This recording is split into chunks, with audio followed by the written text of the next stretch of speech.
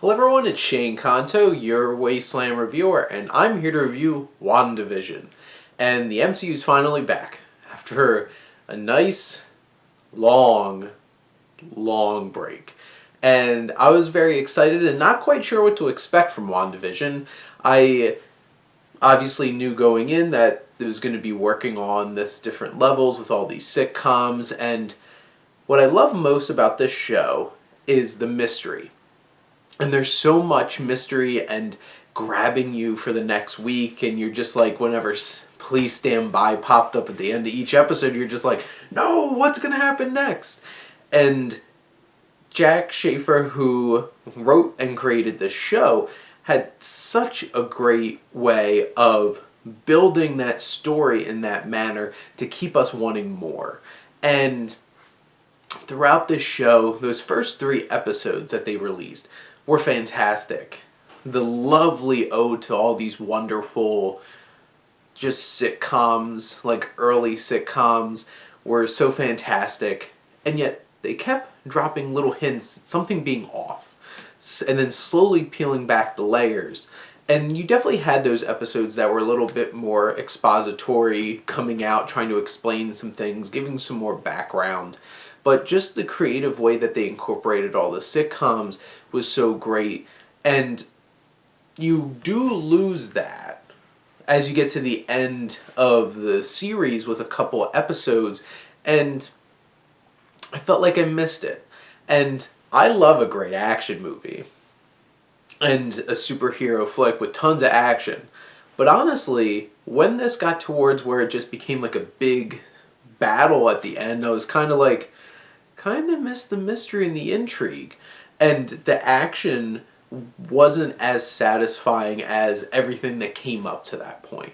Because this show works so well because of the emotional attachment that you get.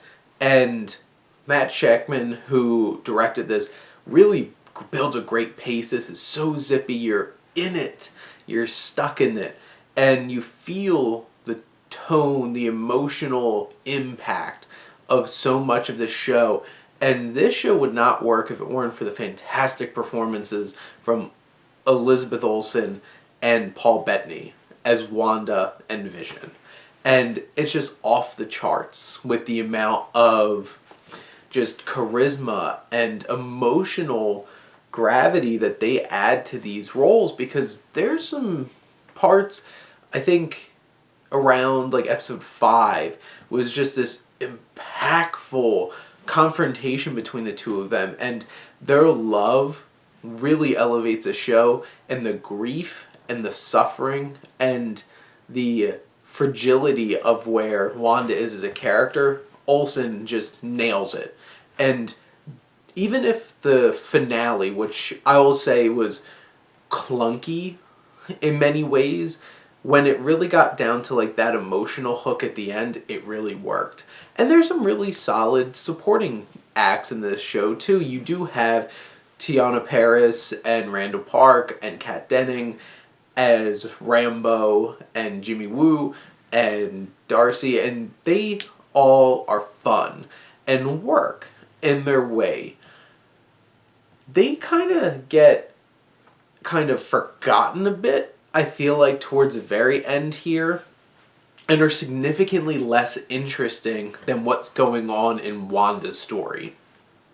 Even though they're supporting pieces around it, I felt like they got less interesting and less engaging throughout the show, and every time I cut back to them, I'm like, I don't really care so much about them. I want to focus on this. And just an absolute delight in this show is Katherine Hahn. And she is fantastic through every single episode, no matter what she's doing. And I'm going to steer clear of spoilers here in any way, shape, or form. But there's so many great surprises and intriguing things and emotional impact, and so many layers get added to who Wanda is as a character. And it definitely builds up to many interesting things moving forward, and I'm really looking forward to what they do with Wanda, the Scarlet Witch, moving forward, because she because of this show, has become one of the most interesting characters in the MCU. And they do such a fantastic job. And I love the sitcom aspects. I love the twists and turns. Towards the end, there's one particular twist that I wound up realizing what it was, including a surprise appearance of a certain actor. And I'm just like, kind of felt a bit bait and switchy from Marvel. I'm just like, okay, I didn't really, like, you could have cast anybody in that role, but you knew who you cast in it, and you knew the reaction you would get.